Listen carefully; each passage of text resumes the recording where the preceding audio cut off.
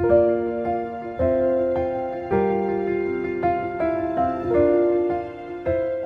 I'm Barbara Fearer, teaching mums how to calm their babies with light touch techniques. These techniques are called the listening touch because when the hands listen to the body, they learn to feel where your baby or child has discomfort. At the same time, your hands do healing work in calming your baby or child. To add to your understanding on the listening touch and how it contributes to your lifestyle, I interviewed my mentor, Leba Klavan, a top craniobalance therapist. Craniobalance, as I mentioned in my book, is the parent of the listening touch, where the hands play a very important role in finding the painful areas of the body and at the same time release this pain. You'll hear Leba's story and her fascinating insights about listening touch therapy. You'll see that you don't need any particular type of learning or background to do these techniques. Your hands have a natural power to heal and to comfort.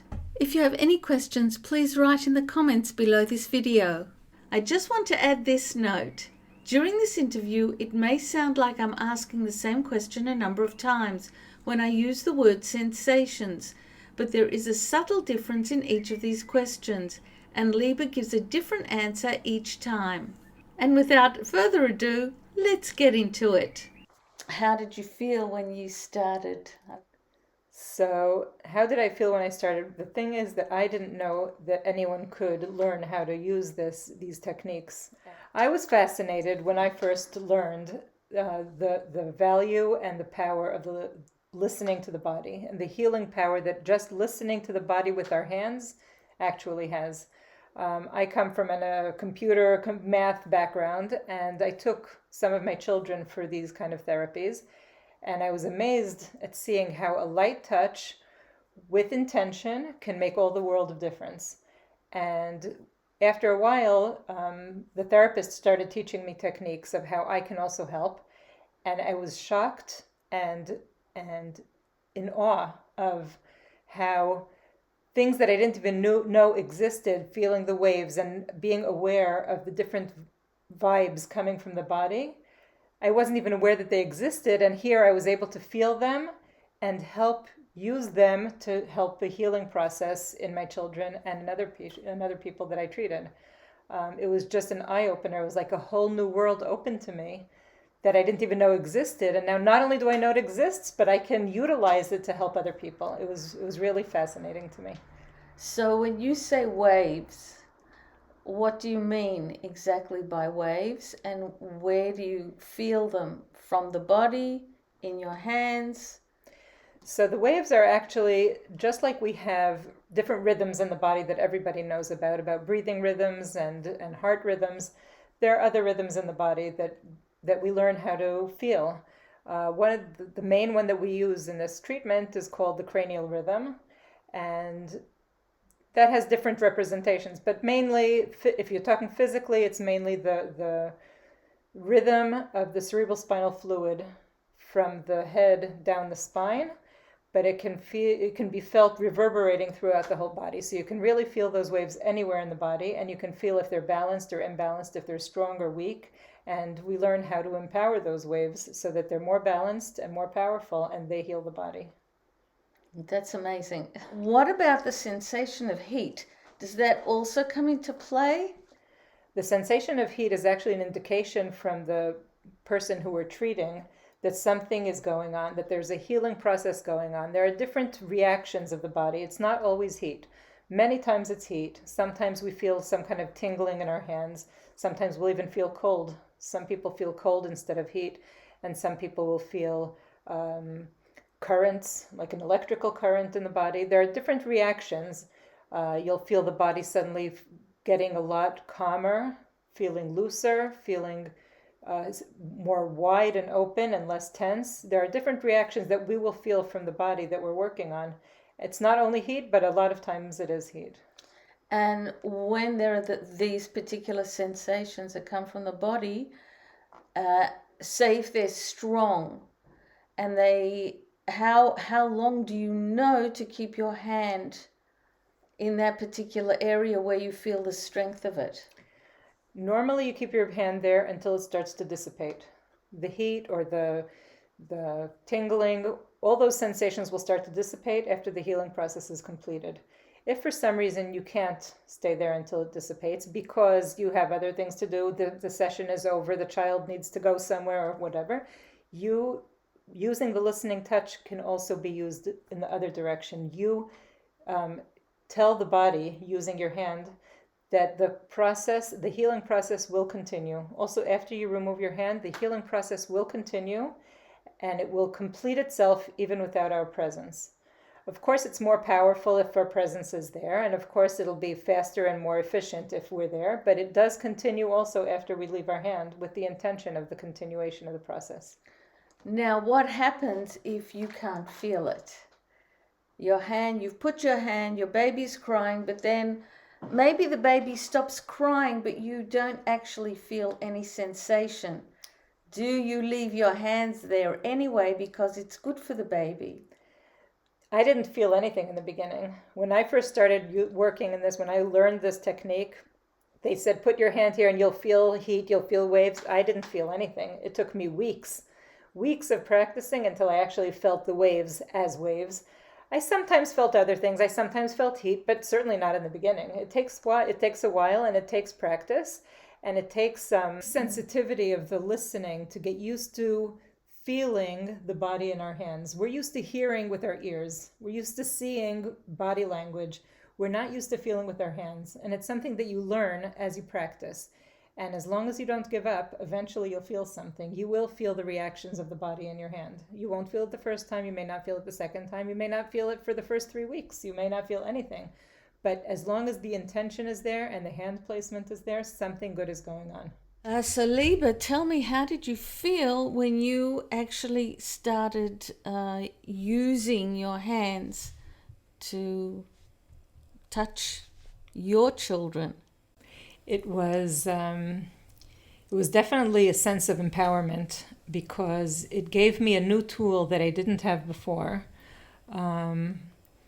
To help the children who wear anything. It could be a stomach ache. They fell and scraped their knee. It could be a headache. It could be just about anything. Anything that bothered the kids, I could help them with this touch. And it was amazing. It was a really great feeling to know that I was there for them and they could come to me, and they did come to me for every little thing. And within minutes, they were feeling better. I was also fascinated by the fact that here there was this feeling that I didn't even know anything about, and suddenly I have it in my hands and it's always with me. I don't have to carry it around with me. My hands are always with me, and it's always available at any time of day or night, in any location. It's always here with me. So it's really an incredible tool to have. There you go, ladies and dads. Was it difficult to actually feel any of these sensations? Like, you had your tools, but if you saw that something was wrong with your child and you just put your hands around him, on him, was it actually difficult to feel sensations? At first it was. I didn't know what I was looking for, what I was supposed to feel.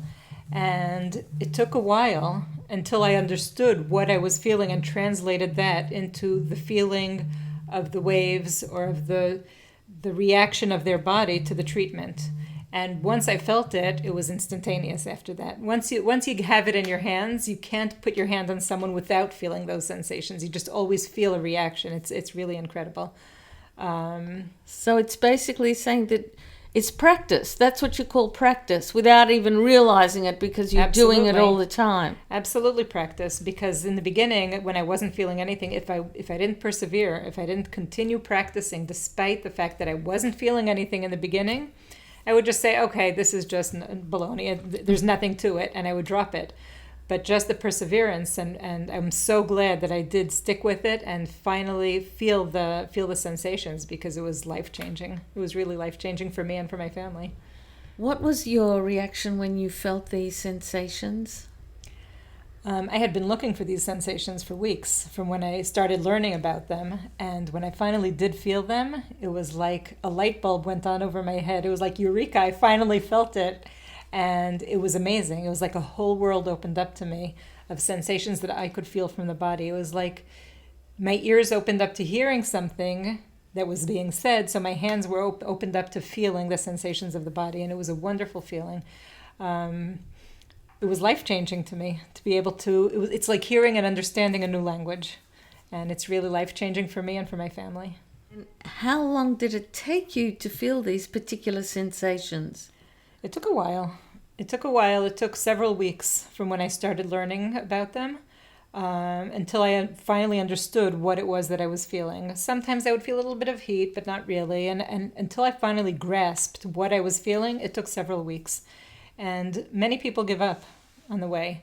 And I'm very, very glad that I didn't give up, that I persevered and I continued with patience, trying again and again. And all of my children, whenever they would just let me, I would put my hands on them and try to feel these sensations. And I'm so glad I kept up with it because it was very worthwhile. It was very worthwhile. Yeah, well, I know I benefited from it. Did you have a particular mindset when doing these light touch techniques? So in the beginning, I had to concentrate a lot. I had to really put away all the noise on the sides and focus on what I was doing and close my eyes and try to feel and hear the baby or the child that I was working on. It really required a lot of concentration and quiet on my part, inner quiet on my part. But as I grew to have much more experience, and once I knew what I was looking for and I knew what I was feeling for, then I could just do it without concentration. I mean, you still need some amount of concentration. You need some kind of intention when you're doing this work. But I don't need the immense amount of concentration and preparation that I did in the beginning. And did it make a difference, say like the other kids screaming? Leba has 8 kids. The other kids were screaming, making a noise. You were still able to get into using your hands on your younger children? It's a good question because sometimes the other kids were impatient, but they knew that their turn was coming. So they knew that there was a reward if they waited patiently. But besides that, I feel like doing this treatment enhances some kind of general calm in the house.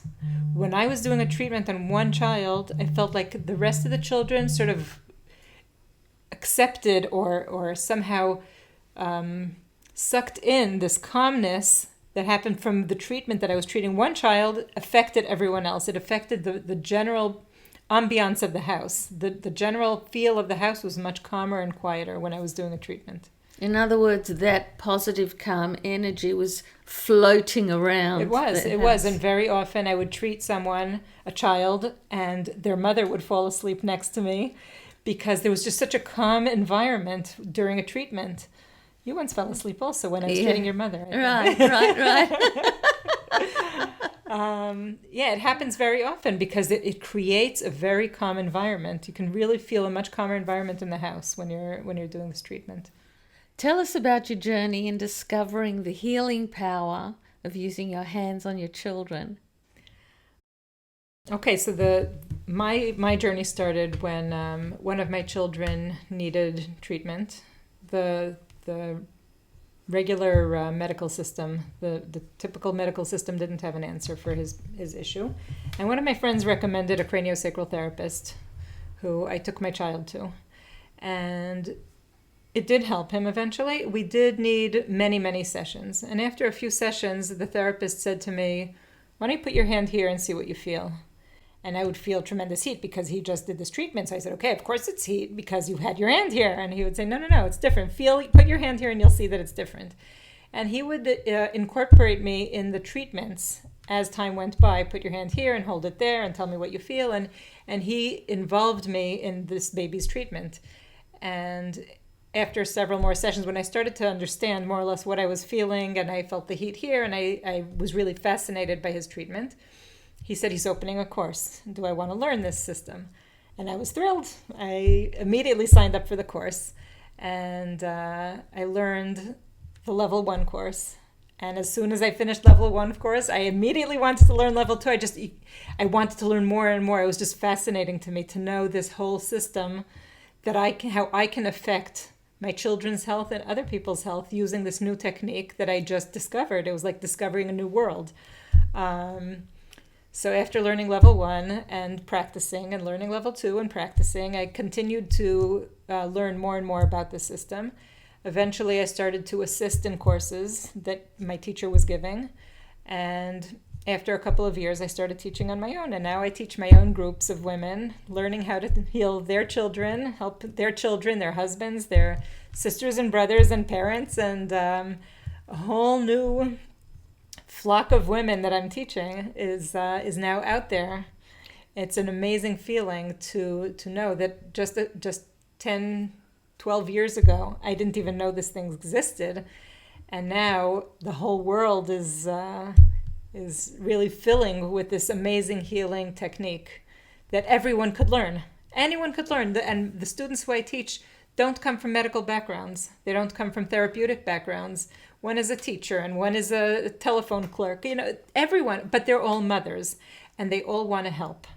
And all you want to do is help your child, help your husband, help your family around you with the right intention, the right touch, and the right desire to help. You can help anyone.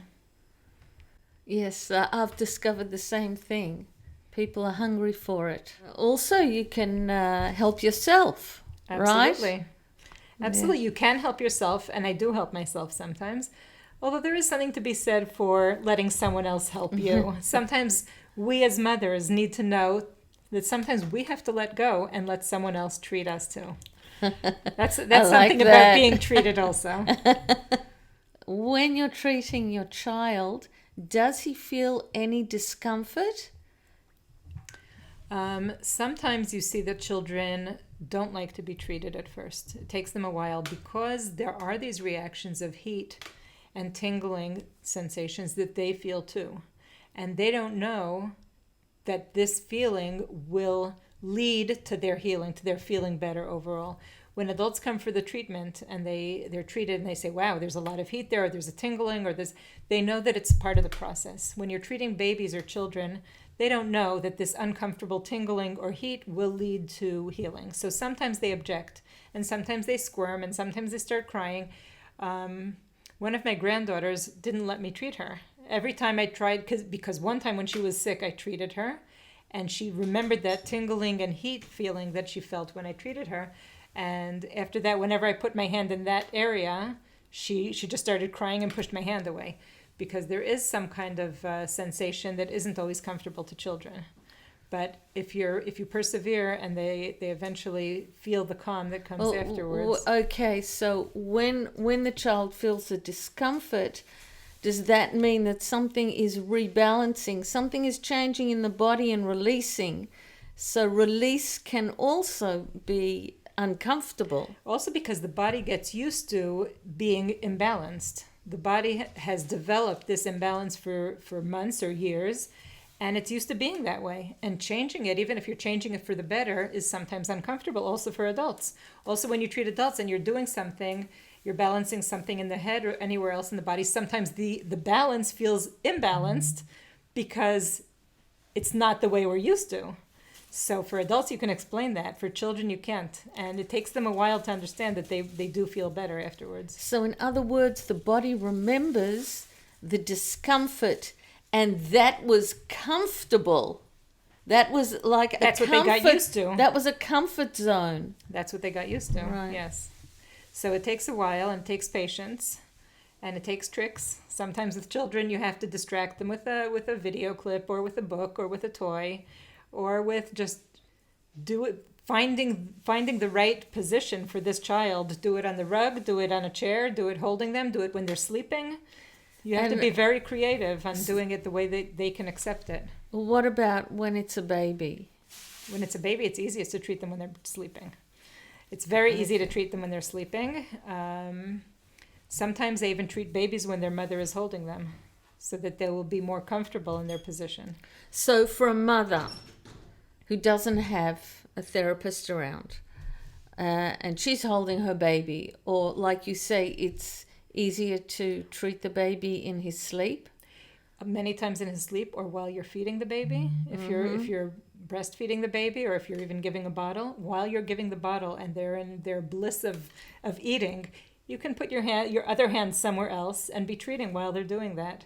or just while they're sitting on your lap and falling asleep and relaxing, or you're burping them. In any position that the baby is on you, you can be treating them. So you just have to be very creative and find the position that they let you treat them in. Okay, so it's good practice for the brain as well. Absolutely. It develops creativity. So when you're treating your child, do you feel an even stronger connection? Absolutely. We always feel a stronger connection to people we give to people we care for. And everyone cares for their child by giving them food, by cleaning them, and giving them clean clothes, and giving them a nice warm home environment.